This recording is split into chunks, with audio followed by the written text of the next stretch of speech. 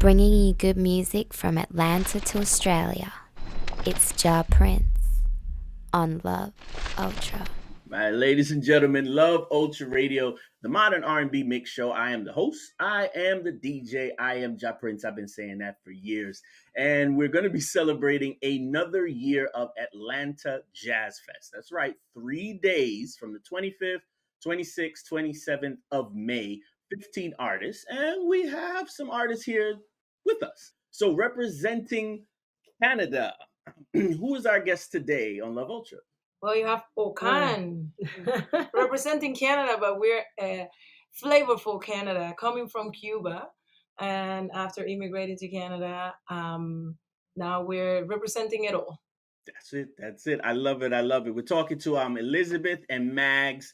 Let's go back to 2019, making an album. Oh, there was a little bit of pressure. We know there was a worldwide pandemic, but you made an album. It released. Let's talk about the process of making an album. It's not 2-3 weeks in a studio. What was the time frame of making your first debut album? It usually takes a long time. And in parts because of the kind of music. It depends on the music that you make, the kind of music, but it takes a long time in the studio and the musicians, and it's a long process. But now this one took even longer because of the pandemic, and it took us for like 3 years. That first to one, finish it. Yeah, that first one we did it in more concentrated time. We did like 3 days in the studio, and then we do overdubs after at some point, whatever. But then the other album, the one that we released last November, that one we took our time. We learned from that, from Espiral, and we're like, you know what, we're not rushing. Now we're gonna take our time and we're gonna do it. And actually, some of the songs developed by the end of the album. The last album took us 3 years to make, but the first one, it took us like a year or so. oh yeah. I love it. And speaking to some of our younger musicians who are now listening to this podcast, and they're thinking to themselves, let me ask Mags, like to record. Okay, it's not that easy of a process to get the sound out of percussion the way you want it. But you've now refined it. I know exactly what mic to use. I can stand in the corner. Explain maybe the process of recording percussion in the studio. Yeah, I would say like if you have a great trustworthy engineer, that helps, because like it doesn't matter if you know a lot about mics and you know your music and all that, but an engineer that has experience recording your kind of project, it's crucial, because a lot of people only record like pretty much rock and roll bands, and even the jazz. When you say jazz bands and you record this jazz ensembles, is usually only drum kit, bass, piano, and then the singer, right? Or even an occasional guitar. When you have this Afro-Cuban stuff, it's harder because there's a lot of instruments. Most of them are exotic, and then they're like, "Oh, which mic should I use here, or where should I place the mic that I don't have to hit it when I'm playing the congas?" You know what I mean? So I have the bata drums in my case, which are the religious drums from the religion of Santeria, and then they have two sides, so they need mics like on each of the sides, but it's specific mic and the placement and everything, like it's kind of tricky. But so I will say great engineer and patient patience, just and the environment, like no carpets, pretty much wooden floors, like for my kind of instruments. That's what I was listening. Beautiful. Beautiful. Same thing for you, Elizabeth. There's a certain mic. You now know, now I sound good with this type of mic in this type of room. There's a certain level that you want. In order to record, I do have to have an acoustic violin for sure. I play in the concerts. During the concerts, I play with the electric violin, but during the recording, of course, it has to be the acoustic violin, and trying to get a good violin is the first step, which is very expensive, but that is the first step. And the second one, the mic that I use is the DPA. What is it? DPA, that one. And that tiny one, it absorbs a lot of the sound. It is very beautiful. So, but then of course, a great sound engineer. We had the privilege to work with John Vito Bailey, who mixed the album at the end, and he's one of the top in Canada. And that was the difference. Like this album, you can hear all of the stuff that are happening, which are quite a lot in our music, and you can hear everything because this guy is just pure magic. Incredible. Let's ask the question again. Let's talk about, oh, I had to go to Juilliard to learn, the violin because that is the standard. But it's like, no, there's a lot of people with raw talent. Let's talk the same way, maybe from the percussionist side. There's a lot of people who can play percussion and drums, but they should really kind of go to school and get that structure. What do you say, Max? Well, you do have. I mean, We went to music school in Cuba. I have a lot of respect for people who don't go to school and still play like wonderfully the instrument. It requires a lot of time, a lot of hours. You have to put in the hours, the will, and it's complicated. But I actually respect people who do that. And we went to school. We did the music school. We spent a lot of years doing classical music, so we were classically trained. It wasn't Juilliard, but it was a lot of Russian people, like breaking us. Russian, Okay. like breaking your soul, pretty much, like extracting the whole folkloric sort of side of you and inserting this machine. I would say, because you gotta be a machine, like to have the Russian teachers. Mm-hmm. Yeah, but it made us. It made us extremely strong and resilient, and the skills that we got after going to school from 8 years old until we were like, until university. It took many hours and many years of high training. Like I actually ended up being the concert master of a youth orchestra in Havana and like things like that. And then the Cuban music, for me at least, came when I was outside of Cuba. So the things that happen in life. We love it. We love it. There has to be a little level of being strict and discipline. You would say we still need that overall. It was not a little level, it was the very high level of strict. Yeah. But we survived. We Yeah, were one of the few that survived it, and it made us, when they say what doesn't kill you makes you stronger, definitely it was this case that made us stronger.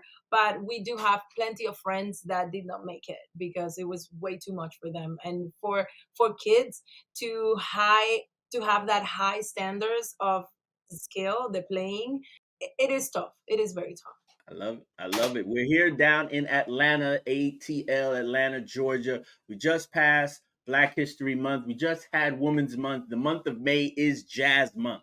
Let's use one word, and it's called representation. You are mothers, you're women, you're musicians, you're icons. What does the word representation mean to you? We represent so many things. God, You just mentioned quite a few. Thank you for mentioning that we're mothers, we're queer, we're Black, we're immigrants. We are, like resilient, and that representing all of that, just going on stage, just stepping on stage for us is the statement. The fact that we are there, that we made it, the day that we made it, every time we have to go on stage, so many things have to happen in order for that moment to come to realization. The other day we missed a flight because so the flight was canceled, and we missed the concert, and then we take that time to say, like, how many things need to happen in order for us to actually make it to the concert. It was very sad. Yeah, it was sad. Well, representation for us.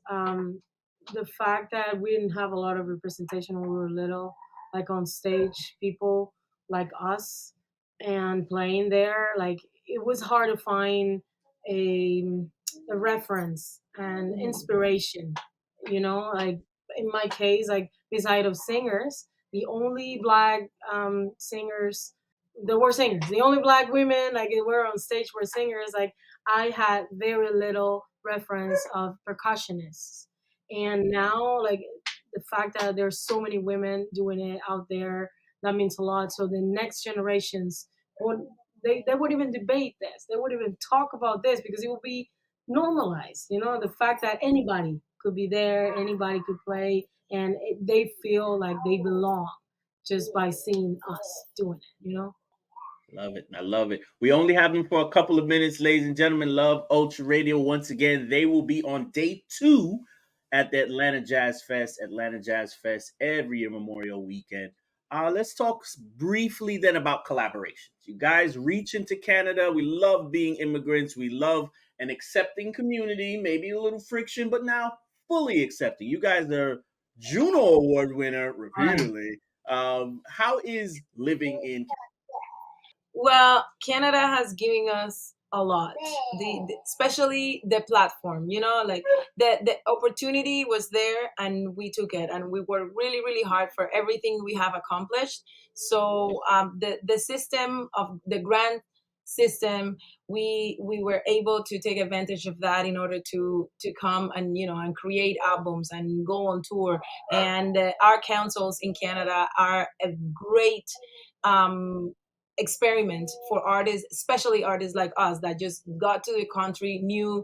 We don't know how things work. We don't have money, especially coming from Cuba. We don't have any money to accomplish dreams like that. So Canada has given us a lot, but we also are exploring, North America in general, especially now in the US.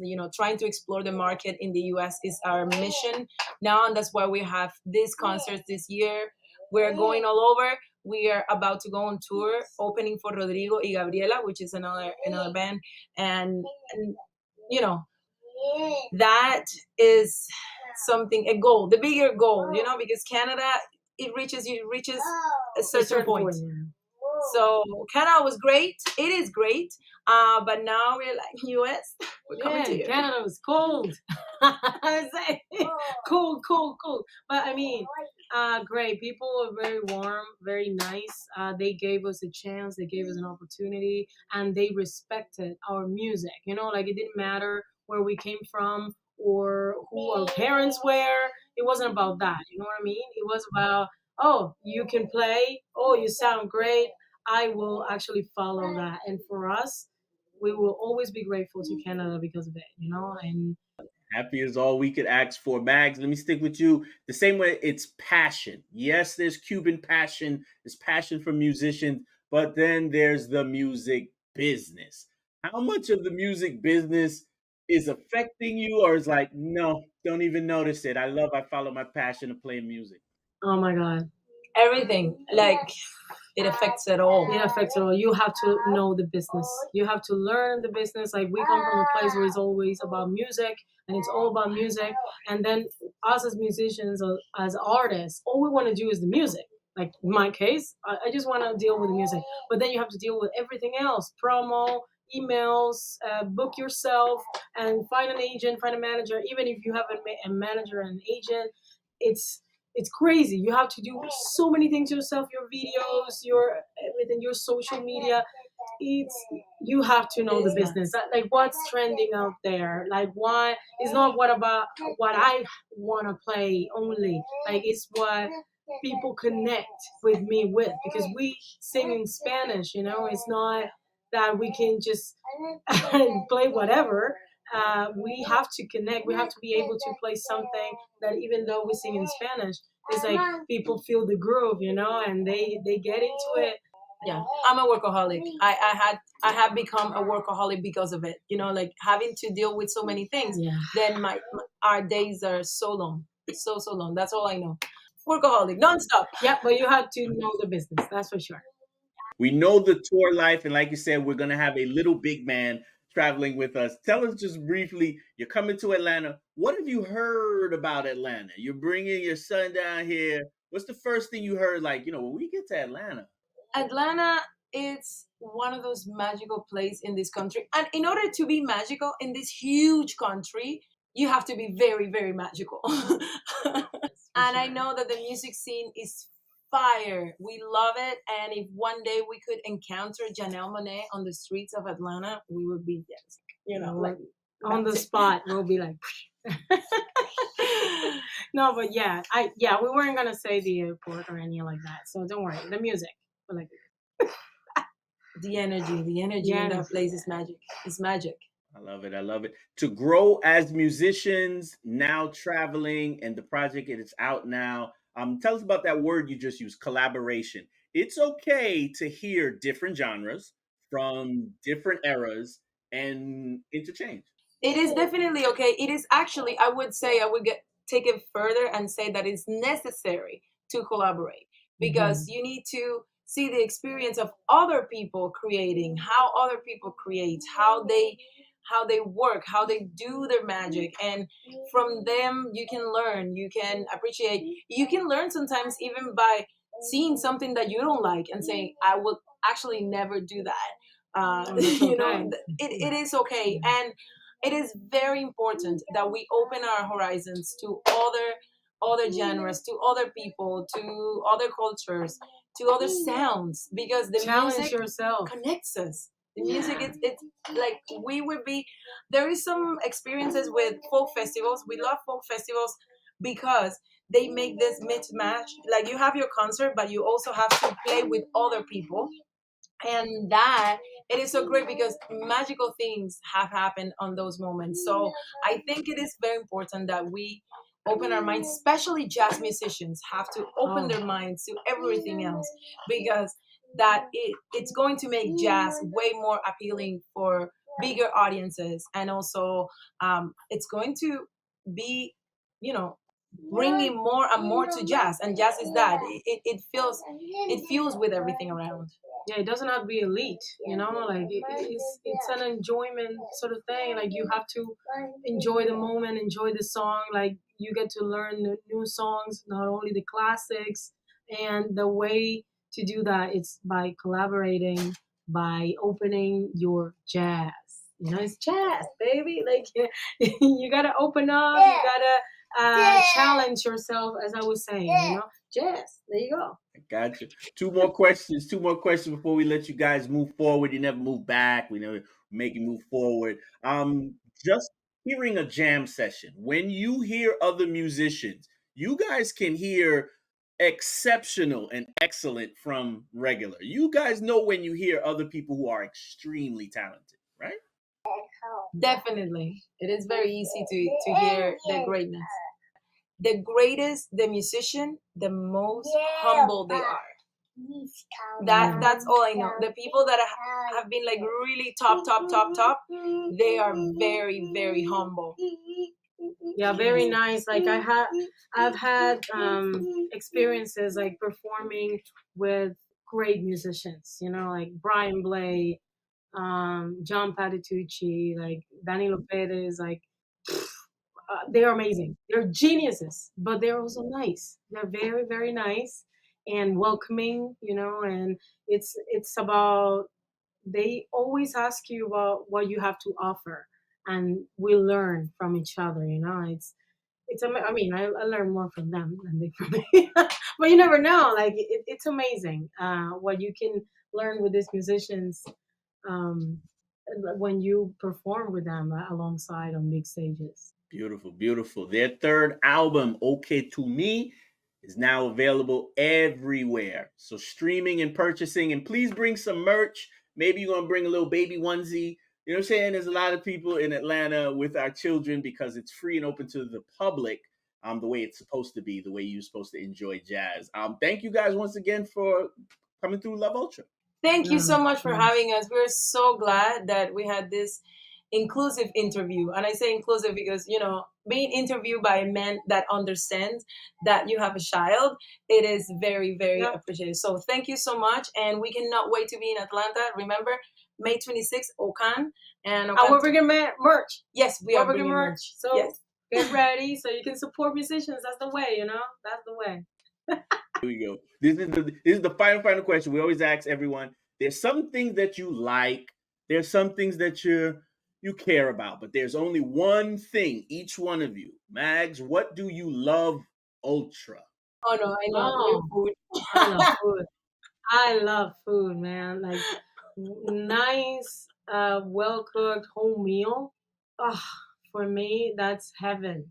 Heaven. Like I enjoy my eating, and I got myself one of the best cooks ever. Like I don't know, I'm lucky that way. But for me, that's what I enjoy the apart from the music and being the whole day. I could be the whole day like making music. But a nice meal. Yeah. Wow. It is a hard one for me. One of my top one is actually one of my favorite moments is when I cook. this is my relaxing It's moment. not perfect. When I Ah. go- She loves cooking. I love eating. That's why we're It's married. perfect. It's perfect. Yeah, it doesn't feel great like coming from a tour where I've been eating like all over the place and I coming know. home and eating my own food. It's very nice and rewarding. So yeah, I mean, there's so many other things, but it's hard to answer that question. But I Yeah. would be thinking about that, and if I see you at the concert, I'll tell you. Yeah. There you go. It's never a wrong answer. You're listening to Ja Prince on Love Ultra.